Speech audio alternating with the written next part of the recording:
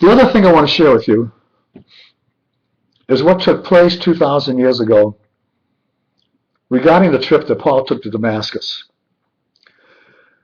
Now, the church tells us, because it's written in the Gospels, the following story. They say that Paul, after the death of Joshua, traveled to Damascus, which is 140 miles away from Jerusalem, because he heard that there were Jews who were Syrians in Damascus, who had accepted Joshua as a Messiah and incorporated them into the Jewish practice of their religion. So I want you to think about this, what the church is asking you to believe. They want us to believe that Paul got on a camel, and it takes about 14 days to go from Jerusalem to Damascus, because every 10 miles there's an oasis. So if you divide 10 miles into 140 miles, it would take Paul 14 days. And he was going to take this trip by camel, 14 days through the desert. And when he got to Damascus, he was going to enter the city, and he was going to find those Jewish Syrians that accepted Joshua as a Messiah and incorporated them in the religion. And he was going to pull out his sword and say, okay, you four over there. I'm taking you in with me. You're under arrest. I'm going to bring you back to Jerusalem because I don't like the way you're practicing your religion, incorporating Joshua as your Messiah. So Paul now was going to take these four people, or five, or whatever number, let's say it was four. He was going to put each one of them in a camel, in which they would be shackled together in chains. And he was going to travel the 14 days back to Jerusalem, having to stop for each time they wanted to eat, having to stop to take care of their bodily needs, having to stop overnight at the oasis every 10 miles in order to feed them. Then when he got back to Jerusalem, he was going to take them to the Roman authorities. And he was going to say to the Roman authorities, I want you to arrest these people. I just brought these people in from from Damascus. And they said, well, Paul, why do you want us to put them in prison? He said, well, these Assyrian Jews had incorporated Joshua into their teachings, into their religious beliefs. The Romans say, Paul, we've got over 1,000 Jewish people here in Jerusalem that are doing that. Are you out of your mind?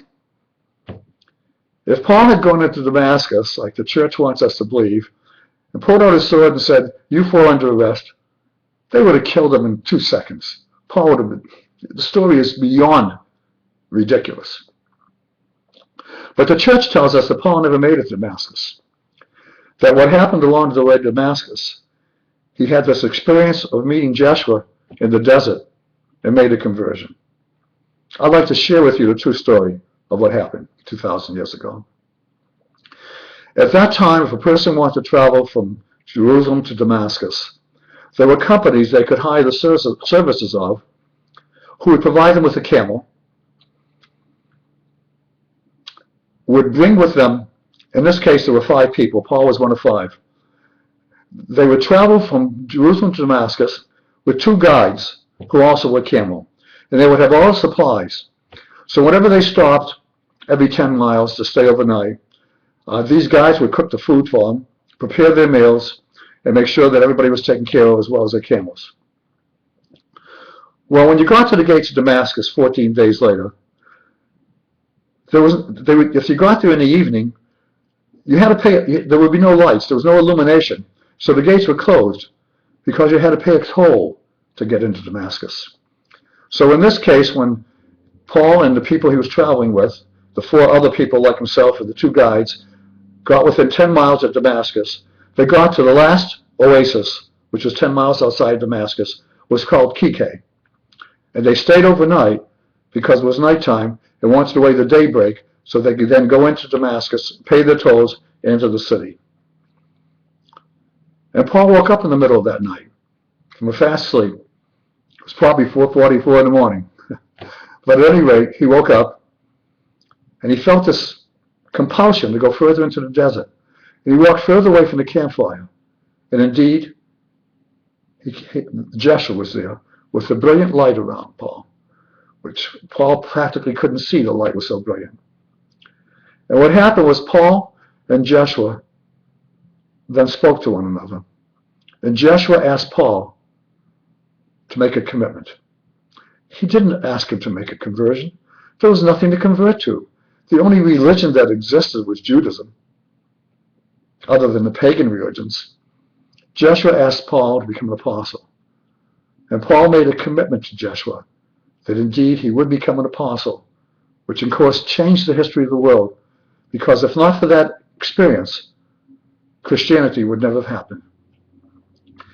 And one of the things that I get so frustrated of, when I occasionally go to church, which is very, very rarely, because this website is my church. My website, nickbunick.com, as you folks know, is my church.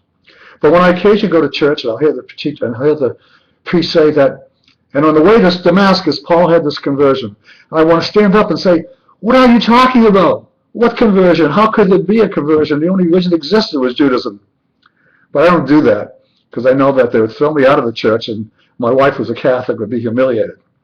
So, as I say, I very rarely ever go to church, because I have difficulty listening to some of the things that are said, which I know are not consistent with the truth. So I wanted to share that story with you.